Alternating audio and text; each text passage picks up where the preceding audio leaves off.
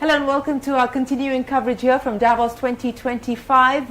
We are counting down to President Trump's address, which will take place later tonight, later this evening here, Davos time. We have to see what President Trump has to say to the World Economic Forum. He's, of course, addressed the forum twice before as president, but this time will be virtually. While the mood here, as far as the U.S. contingent is concerned, is certainly buoyant and optimistic, there are question marks on what happens to interest rates and what happens to inflation and what all of that will mean as flows to emerging markets like India. Joining me now is a man who spent a good part of the last 3 decades on investing across different asset classes in different geographies. Rishi Kapoor, the CIO of Investcorp, a global asset manager. They've got experience of over 4 decades. Join us now on CNBC-TV18. Rishi, many thanks for joining us here on the program. Let me start by asking you about the global outlook. As I said, all eyes will be on President Trump and what he has to say and how that could perhaps dictate the way that global markets move, commodities move, energy markets move. What's your read at this point in time? Well, thank you, Shereen. First of all, let me start off by saying congratulations on your upcoming 25th anniversary for CNBC-TV18. But more importantly, congratulations on 20 years at Davos. You know, it's become a tradition now almost. So, look, I think on balance, the outlook is actually fairly positive, right? But it's not evenly distributed. So it's positive in aggregate, and then you peel the onion one layer deeper. From a macro perspective, certainly U.S. exceptionalism, unless there is an unanticipated air pocket around the corner, ought to continue, right? Which means strong economic growth and strong performance of most of the, capital market asset classes, including the ones that we participate in, being the private assets within private equity, real estate, credit, and infrastructure. Beyond the U.S., as you start scanning the rest of the globe, clearly India is a bright spot. Clearly the GCC is a bright spot for 2 very similar reasons. One is that their domestic markets are strong. Right. The leadership in both markets is very focused on developing their domestic economies. Consumer demand is very strong in both of those economies. Purchasing power in India is growing, and the GCC is strong. And in the GCC in particular, you also have the benefit of a dollar-linked currency. So you don't have to worry about the effects of a rising rate environment on currency depreciation, which is a bit of a risk factor for India. Outside of those 3, so those are the 3 strong macro bets. Europe, and here at Davos, I'm sure you've sensed the same sentiment. It's more a micro story, right? It's probably inappropriate and incorrect, frankly, to paint all of Europe with the same brush. Right. Are there macro headwinds in Europe? The answer is yes. But they'll figure out a way to deal with it in the long run, hopefully. Despite that, in certain countries, in certain sectors, with certain companies in Europe, with certain asset classes in Europe, there is value to be tapped into. And so for us, from a macro perspective, Europe actually does represent good value, right? Because you're getting easier purchase multiples to get in at, which gives you more room for maneuver on the way out. Similarly, Southeast Asia and China selectively, in a micro sense, select countries, including China, where there has been again a lot of chatter about the overhang of the deficits and so on. In certain sectors, there's a lot of value to be captured. So we are a global player, as you said. We invest all over the world, from North America to Japan and everything in between. And for us, it seems on balance to be a pretty good environment to be deploying capital into and equally raising capital from, right? But you also referred to something earlier that probably we ought to talk about in terms of striking a note of some caution, right? Because it's not a linear, extrapolation. And that really comes from the likely trajectory of interest rates. That's become more uncertain, right? This time last year, I think all of us felt that the likely trajectory was down in the near to medium term, right? I honestly cannot sit over here today and say the same with that level of confidence. Right. And the reason for that is it's hard to predict how this whole, US-led, trade-focused tariff regime is going to play out. Right. And the impact that regime in turn is going to have on inflation. I don't personally buy into the narrative that it's going to be a one-time impulse on inflation. I Yeah. think the psyche has changed, and inflation is more embedded in our mindset today than it was before, certainly in the last decade.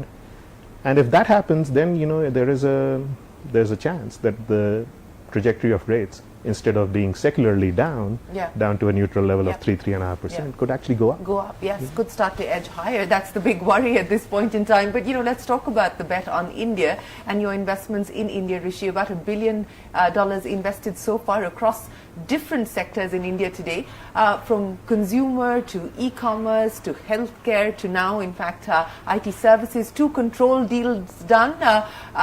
What's the trajectory? You talked about deployment of capital in terms of the opportunity, but also valuations that you see. What could we see you do in India over the next few years? Yeah, I mean, look, believe it or not, Shereen, it's only been 6 years since we've been in the country directly ourselves. But those 6 years feel like 40, almost as old as Investcorp itself is. And the reason why they feel like 40 is because it's been a great exhilarating journey, right? Even in that short period of time. When we entered the market in India, we had a pretty focused thesis, in terms of our investment activity.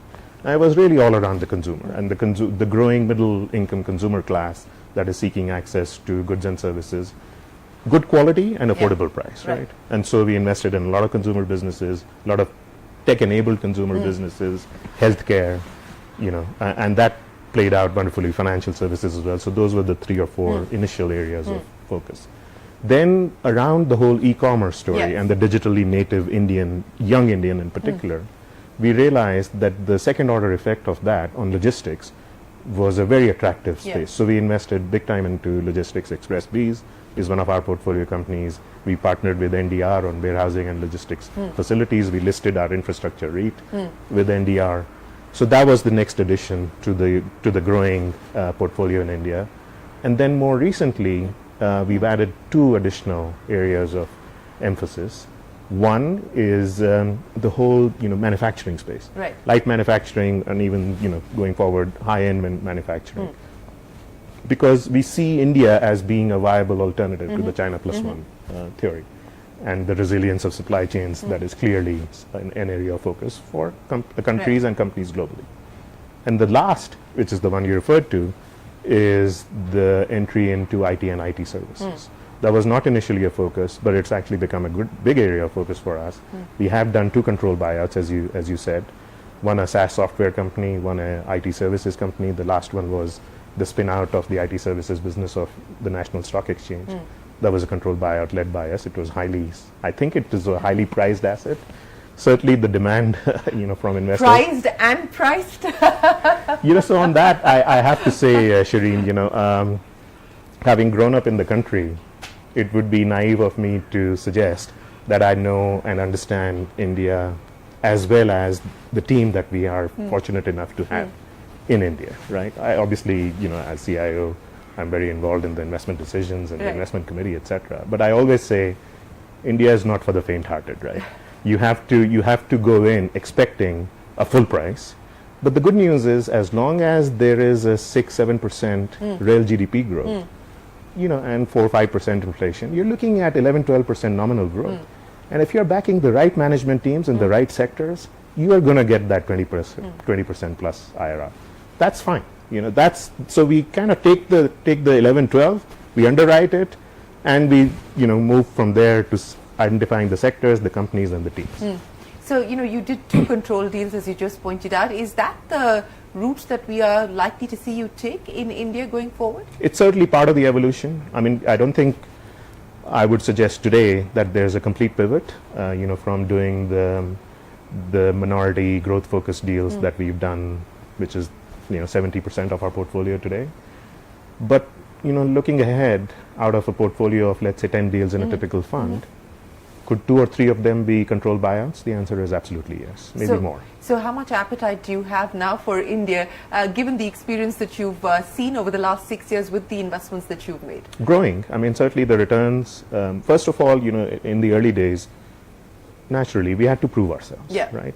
Investors wanted to see us deliver, which we have. We've delivered not just on paper in terms of valuation uplifts. We've delivered in terms of distributions, exits, monetizations. You know, we've taken companies public, we've sold companies in secondary deals.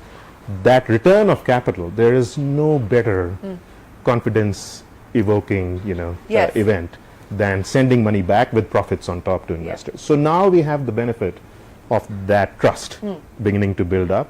So this is, you know, from here onwards should be a, you know, growth trajectory at an accelerating rate. Well, you know, you talked about the IPO market as well. In 2024 has been a standout year for the IPO space in India, and India stands out globally in terms of not just the number of IPOs, but the quality of IPOs as well as the funds raised. What did you make of that? And as an investor, you know, that certainly must add to your confidence. It definitely does. Although, having said that, just to, you know, always recognize that there's a flip side to the coin. Yes. Look, don't get me wrong. We are cheering loudly, not just from the sidelines, you know, from within. You know, we've taken Medi-Assist public. It was a great listing. You know, Safari was one of our public companies. It was a fantastic outcome for us. So definitely very happy about, you know, the deepening and the maturation of the equity capital market in India, from an IPO perspective, but also secondary sales. But at this, you know, on the flip side, that very vibrant IPO market put a little bit of pressure on the private capital side, right? Because the viable alternative for companies seeking growth capital was, you know, let's go to the public market.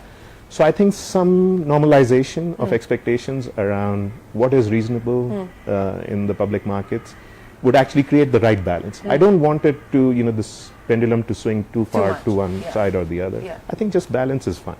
So let me end by asking you, Rishi, what would the headline be for 2025, given the visibility that you currently have? Headline from a global macro perspective? Global macro perspective and India. And India?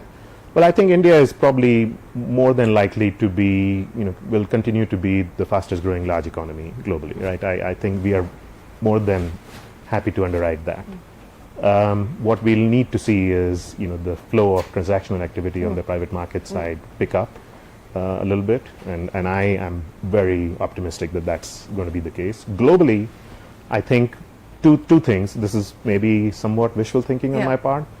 The US engine, and in particularly the technology-led engine in the US, ought to continue to grow. But I also feel that Europe is going to find a way to sort out some of its systemic issues. And attempt to bounce back? And attempt to bounce back. Well, we will see how 2025 shapes up from here. But Rishi, it's been an absolute pleasure. Thanks very much for joining us here on CNBC-TV18 and giving us an overview of what the world looks like, but more importantly, what Investcorp is likely to do in India from here on as your 7-year journey begins. But thanks very much for your time. We will take a break here, but the conversations continue here in Davos. We're right back with you. Stay tuned to CNBC-TV18. We're back in a moment.